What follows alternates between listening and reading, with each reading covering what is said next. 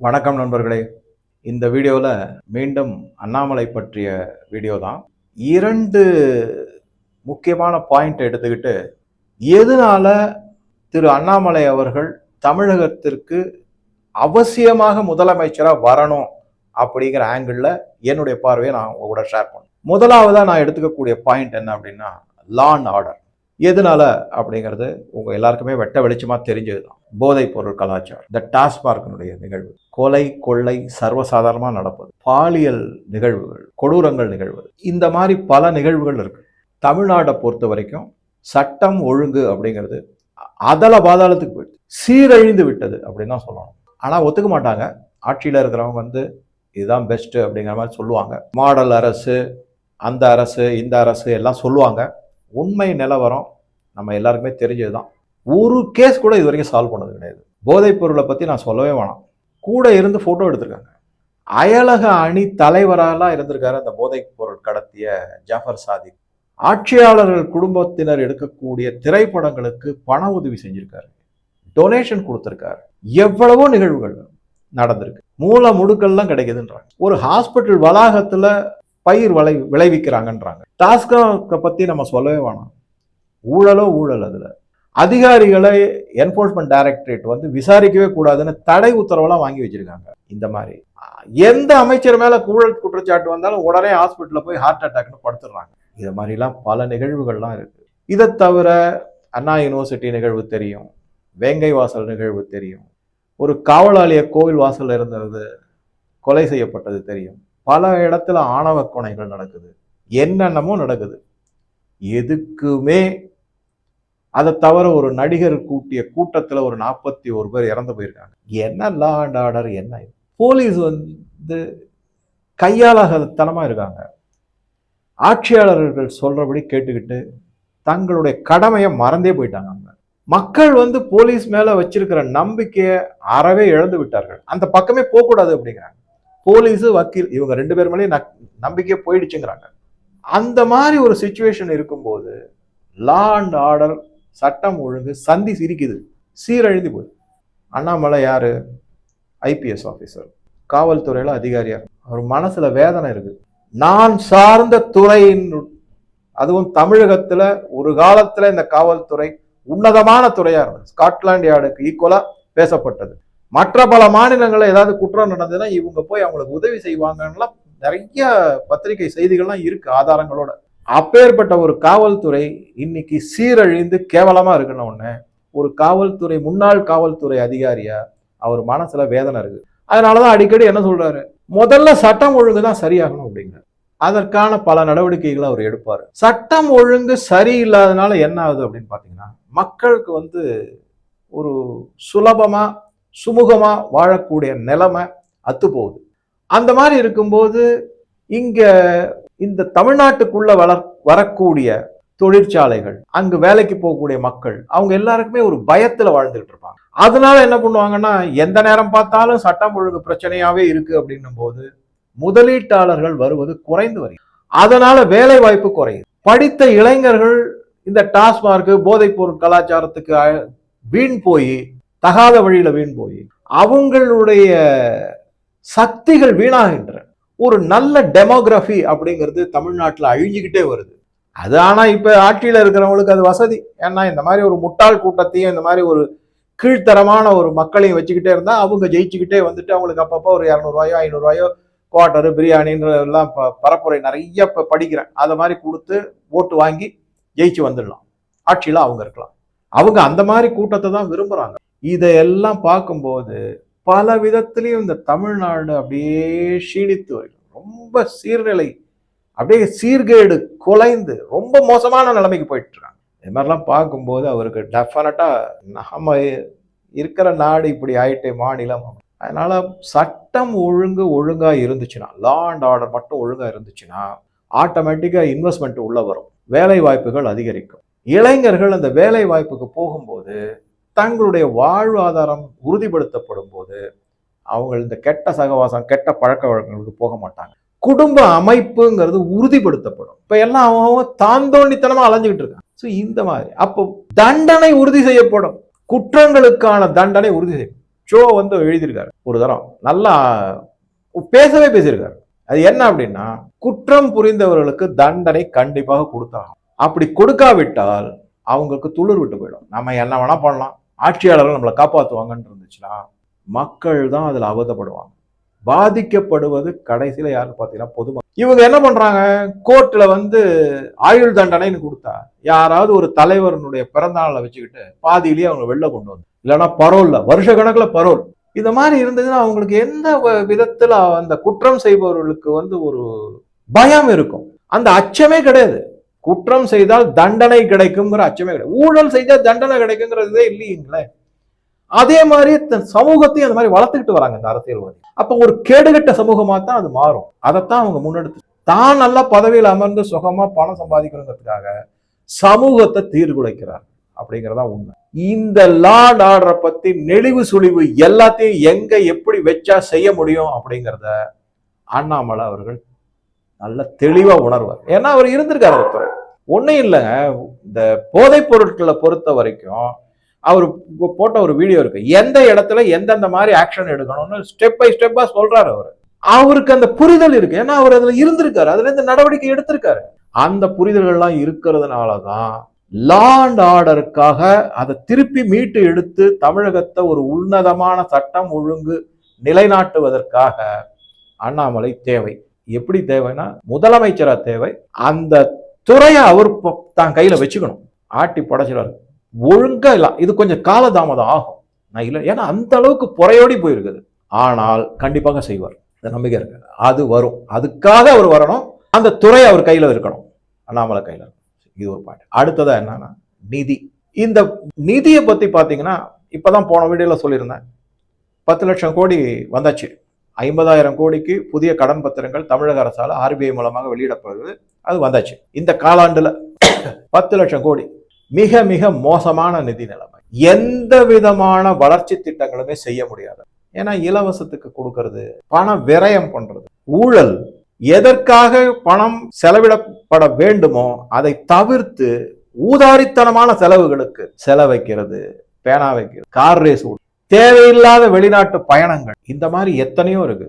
அது எல்லாத்துக்கும் செலவு பண்ண வேண்டிய. ஆனா தேவையான கட்டுமானங்களுக்கும் வளர்ச்சி திட்டங்களுக்கும் உண்மையான நலத்திட்டங்களுக்கும் பணம் இல்லைன்னு சொல்லிடுவாங்க. பணம் கிடையாது, வட்டி கட்டுறதுக்கே பணம் கிடையாது. ஆக நிதி மேலாண்மை மிக மிக மோசமான நிலைமையில இருக்கு தமிழகத்தை. சரி, என்ன செய்யறது? இந்த மாதிரி பல மாநிலங்கள் இருந்திருக்கு. உத்தரப்பிரதேசலாம் இன்னும் மோசமா இருந்திருக்கு, பீகார் இன்னும் மோசமா இருக்கு. அதெல்லாம் மீட்டு எடுத்திருக்காங்க. நான் சொன்ன மாதிரி உத்தரப்பிரதேசம், குஜராத், பீகார். உத்தரப்பிரதேசம் விட்டுருங்க, குஜராத்தையும் பீகார் எடுத்தீங்கன்னா டாஸ்மார்க் வருமானம் ஒரு 50,000 கோடி கிடையாதுங்க. ஆனாலும் அவங்களோட நிதி நிலைமை மேம்படுத்தப்பட்டுள்ளது. தமிழ்நாட்டில் 50,000 கோடி இருந்தாலும் டாஸ்மார்க் மூலமா வருது, இருந்தாலும் ஒரு 48,000 கோடி பற்றாக்குறை பட்ஜெட் போட்டுருக்காங்க. அவங்க வந்து சர்ப்ளஸ் பட்ஜெட் போட்டுருக்காங்க. அதை கூட ஒரு வீடியோல நான் தெளிவா சொல்றேன். ஸோ இந்த மாதிரி இருக்கும்போது நிதி நிலைமை சரியில்லை அப்படின்னு எப்படி வந்து வளர்ச்சி திட்டங்கள் வரும்? எப்படி இங்க ஃபேக்டரிஸ் வரும்? நீங்க வந்து சிப்காட் பேருக்கு வச்சிருக்கீங்க, அதுல வந்து முன்னெடுத்து பல வளர்ச்சிகள் எல்லாம் கட்டுமானங்களை கொடுத்தீங்கன்னா, இன்ஃப்ராஸ்ட்ரக்சர் நல்லா இருந்ததுனா தான் தொழிற்சாலைகள் வரும். புதிய தொழிற்சாலைகள் ஏற்கனவே ஏதோ அட்ஜஸ்ட் பண்ணி ஓட்டிக்கிட்டு இருக்காங்க. அருமையான போர்ட் இருக்கு, சென்னை போர்ட், அதே மாதிரி தூத்துக்குடி போர்ட் இருக்கு, நல்லா யூஸ் பண்ணலாம், ஒன்றும் கிடையாது. குறைந்தபட்சம் தமிழ்நாட்டில் வந்து டூரிசம் எவ்வளவோ டெவலப் பண்ணலாம். உலகத்திலே 2வது அருமையான பீச் மெரினா பீச், சாக்கடை மாதிரி வச்சிருக்காங்க, ஒரு சமாதியா இருக்குங்க ஃபுல்லும். இந்த விளக்கு தூண்ல தான் நீங்க தீபம் ஏத்தணும்னு ஏன் சொல்லுவீங்க? எங்க வேணா ஏத்தலாமே, எங்க வேணா போகணும். இறந்தவர்களுடைய உடல் அடக்கமோ எரிப்பதோ சுடுகாட்டுல தானே செய்ய முடியும். ஏன் நீங்க வந்து மெரினா ஃபுல்லும் சமாதியா கட்டி வச்சிருக்கீங்க? அப்படித்தான் கேட்க தோணுது. திருப்பரங்குன்றத்துக்கு ஒரு ரூலு, ஆனா சமாதிக்கு இன்னொரு ரூல்னா எப்படிங்க? அது மாதிரி. சரி, இந்த மாதிரி நிதி நிலைமை, இந்த நிதி நிலைமையை வந்து கொஞ்சம் கொஞ்சமா மாற்றி அமைக்க, அதுக்கு அண்ணாமலை மிக மிக பொருத்தமானவர். எதனால அப்படின்னா, இந்த நாட்டினுடைய பட்ஜெட், நிதி பற்றாக்குறைனா என்ன, சர்ப்ளஸ்னா என்ன, கரண்ட் அக்கௌண்ட் டெபிசிட்னா என்ன, பிஸ்கல் அக்கௌண்ட் டெபிசிட்னா என்ன, எந்தெந்த மாதிரிலாம், ரெவின்யூ எக்ஸ்பெண்டிச்சர், இதை பத்தின தரோ நாலேஜ் அவருக்கு இருக்கு. அவர் வந்து அகில இந்திய பட்ஜெட்டா இருக்கட்டும், மாநில பட்ஜெட்டா இருக்கட்டும், புட்டு புட்டு வைக்கிறாரு எல்லாம் புள்ளி விவரங்களோட. எதனால? அவர் MBA படிச்சிருக்காரு. அந்த MBAல ஃபைனான்ஸ் ரொம்ப இம்பார்ட்டன்ட். அதை பத்தி தரவா நாலேஜ் வச்சிருக்காரு. அதை தவிர ஏற்கனவே அவருக்கு ஒரு, நான் சொன்ன மாதிரி ஒரு இன்டெலிஜென்ஸ் இருக்கு. அதை வச்சு அவர் ஒரு அனாலிசிஸ்லாம் பண்றாரு, கிளியரா சொல்றாரு. டாஸ்மார்க் இன்கம் இல்லாம மேனேஜ் பண்ண முடியும். அதுக்கு வழிமுறைகள் சொல்ற சில பேர்லாம் என்ன சொல்லுவாங்கன்னா சொல்ல மாட்டாங்க. சில பேர்லாம் இந்த வழிமுறைகள்லாம் சொல்ல மாட்டாங்க, சொல்யூஷன் சொல்ல மாட்டாங்க. ஏன்னா அடுத்தவங்க காப்பி அடிச்சிருவாங்களாம், அதனால சொல்ல மாட்டாங்க. இவர் அப்படி கிடையாது. இத பாருப்பா, இதான் வழிமுறை செய்யலாம் அப்படின்னு அருமையா இந்த மாநிலத்தை கொண்டு வரலாம். ஆக மொத்தம் தரோவா புரிதல் இருக்கு, அறிவு இருக்கு, எடுத்து நடத்தணுங்கிற ஒரு முனைப்பு இருக்கு, நம்பிக்கை இருக்கு. அதை தவிர எதிர்காலத்துல தமிழ்நாடு நல்லா இருக்கணுங்கிற ஒரு ஆசையும் விருப்பமும் இருக்கு. அந்த மாதிரி இருக்கும் ஊழலற்ற ஆட்சி அப்படிங்கிறது.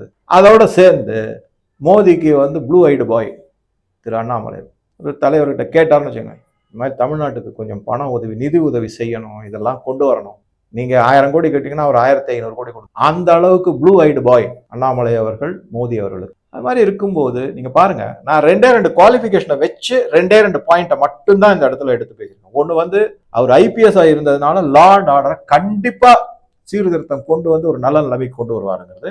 அடுத்ததா எதை சொன்னா, அவர் படிச்சிருக்கிறதுனால பைனான்ஸ் பற்ற அறிவு இருக்கு, அதன் மூலமாக நிதி மேலாண்மை நல்லா செய்வாரு, அதன் மூலமாக தமிழ்நாட்டினுடைய நிதி நிலைமைய ஒரு நல்ல நிலைமைக்கு கொண்டு இந்த கடன் வாங்கக்கூடாதுங்கிறது என்னுடைய நிலைப்பாடு கிடையாது. கடன் வாங்குவது வளர்ச்சி திட்டங்களுக்காக. அதாவது நான் சாதாரண தனிநபர்கிட்டே என்ன சொல்லுவேன்னா, நீங்க லோன் வாங்குங்க, அப்ரிஷியேட்டிங் அசட்டுக்கு வாங்குங்க, டிப்ரிஷியேட்டிங் அசட்டுக்கு லோன் வாங்காதீங்க. இப்போ ஒரு மொபைல் வாங்குறீங்க, அதுக்கு போய் லோன் வாங்கினீங்க பஜாஜ் அலையன்ஸ் இல்ல வேற பஜாஜ் ஃபைனான்ஸ் கம்பெனில வாங்கினீங்கன்னா அது வேஸ்ட். ஏன்னா நீங்க கடையில இருந்து மொபைல் போனை வாங்கிட்டு அதை அன்பேக் பண்ணிட்டீங்கனாலே 10,000 ரூபாய் கம்மி. அது டிப்ரிஷியேட்டிங் அசட், அதுக்கு லோன் வாங்கக்கூடாது. ஒரு நிலம் வாங்குங்க, ஒரு வீடு வாங்குங்க, ஒரு கோல்டு வாங்குங்க, அது அப்ரிஷியேட்டிங் அசட். அதுக்கு நீங்க லோன் வாங்கினீங்கன்னா அது புத்திசாலித்தனம். அவர் அந்த மாதிரி நடப்பாரு, அந்த மாதிரி அவருக்கு பல விஷயங்கள் தெரியும். அதனால அவருடைய குவாலிஃபிகேஷன், அவருடைய எக்ஸ்பீரியன்ஸ். நீங்க உடனே கேட்கலாம், சார் மற்றதெல்லாம் அவர் இன்னொன்னு நான் சொல்றேன், இந்த இடத்துல தன்னுடைய அனுபவ ரீதியாக, அதுவும் அவர் சார்ந்து இருக்கிற மதம் ரீதியாக பல விஷயங்கள் அவர் தெரிஞ்சிருக்கனால ஆன்மீகம் சார்ந்த டூரிசம் தமிழ்நாட்டில் மிகப்பெரிய பொட்டன்ஷியல் இருக்கு, வாய்ப்புகள் பலவிதம் இருக்கு. அந்த கோவில் சார்ந்த டூரிசமா அவர் டெவலப் பண்ணுவார். நீங்க வேணா பாருங்க. இந்த மாதிரி பலவிதமான முன்னெடுப்புகளை செய்யக்கூடிய படிப்பு மூலமான தகுதியும் அனுபவ ரீதியான தகுதியும் அவருக்கு இருக்கிறதுனால அவர் முதலமைச்சராக ஒரே ஒரு டேர்மா, ஒரு 3-4 டேர்ம் வரணும். அப்பதான் இந்த இடத்துல எல்லாம் மாத்தி நான் சொன்ன சித்தாந்த மாற்றம் வளர்ச்சி பாதையில தமிழகம் மீண்டும் ஜொலிக்கும் அப்படிங்கிறது என்னுடைய அசைக்க முடியாத பரிபூர்ண நம்பிக்கை. எந்த நம்பிக்கையில நான் இந்த வீடியோ எல்லாம் போட்டிருக்கேன் அப்படின்னா, தமிழ்நாடு மீண்டும் தனது உன்னதத்தை அடைய வேண்டும். அதுக்கு இன்னைக்கு தேதியில நம் கண் முன்னாடி அந்த மாதிரி ஒரு நிலையை கொண்டு வர இருக்கக்கூடிய ஒரே தலைவர் என்னை பொறுத்த வரைக்கும் அண்ணாமலை. இதுல யார் யாரெல்லாம் உடன்படுகிறீர்களோ அவங்க தயவு செய்து என்னோட வீடியோவை கொண்டு போய் அவங்களுக்கு காமிக்கணுங்கிறதுல மற்றவர்கள் வாய் வார்த்தையா நீங்க சொன்னாலே போறோம், இந்த மாதிரி இருக்கு, இதெல்லாம் பாயிண்ட். நான் என் பேரை யூஸ் பண்ணணும்ன்றே சொல்லல, நீங்களாவே சொல்லலாம். ஆனால் மக்களிடம் கொண்டு போய் சேர்க்க வேண்டியது மிக அவசியம். அதனால நான் ஒரு வேண்டுகோள் வைக்கிறேன், தயவு செஞ்சு 2026ல ஒரு மிகப்பெரிய மாற்றத்தை கொண்டு வரத்துக்கான முன்னெடுப்புகளை, உங்களாலான சிறு உதவிகளை தயவு செஞ்சு செய்யுங்க, கொண்டு போய் சேருங்க.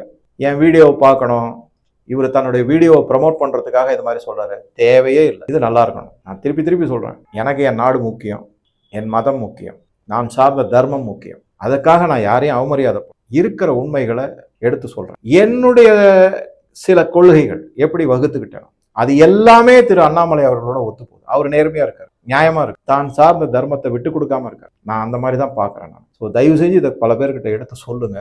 அதனால என்ன ஆகும் அப்படின்னா, அட்லீஸ்ட் ஓரளவுக்காவது சிந்திப்பாங்க அவங்க. இவர் சொல்றதுல ஏதோ பாயிண்ட் இருக்கு போல இருக்கு, நீங்களே சொல்லலாம். அதை இதை குறிப்பா யாருக்கிட்ட கொண்டு போய் சேர்க்கணும்னு ஆசைப்படுறேன்னா, இளைஞர்கள்கிட்ட, த யூத். அது ரொம்ப ரொம்ப முக்கியம். ஏன்னா நாளைக்கு நாம இருக்க மாட்டோம், நம்மளுடைய வருங்கால சந்ததியினர் இருப்பாங்க. இந்த நாடு அவங்களுடையது, அவங்களுக்கான நாடு இது. இதுல அவங்க அமைதியா மகிழ்ச்சியான வாழ்க்கை வாழணும். அதுக்கு இந்த நாடு தேவை. வேற எந்த நாட்டிலையும் போய் இருந்தெல்லாம் முடியாது. இல்ல வேற கொள்கைகள் உடையவர்கள் வந்தா இது சிதைவடையும். அதனால மீண்டும் தயவு செய்து என்னுடைய வேண்டுகோள், இதை பல பேர்கிட்ட எடுத்து சொல்லுங்க, அவருக்கு ஆதரவு கொடுங்க, அண்ணாமலை அவர்களுக்கு ஆதரவு கொடுங்க. இதுதான் என்னுடைய ஃபைனல் வேண்டுகோள். பல தகவல்கள் வந்துகிட்டே தான் இருக்கும் அண்ணாமலை அவர்களை. அதை அப்பப்ப எப்பெல்லாம் முடியுதோ பல வீடியோக்களை நடுவில் செய்திகளாக நான் சேர்த்து உங்க கூட ஷேர் பண்றேன். தனிப்பட்ட அண்ணாமலை அவர்கள் அப்படின்னு பார்க்கும்போது இந்த வீடியோக்களில் இதோட நான் நிறைவு செய்துக்கிறேன். ஸோ மிக்க மிக்க நன்றி. உங்கள் ஆதரவு என்றும் எனக்கு தேவை. தயவு செய்து இதை பரப்புரை செய்யுங்க. உங்கள் கருத்துக்களை பதிவிடவும். நன்றி, வணக்கம்.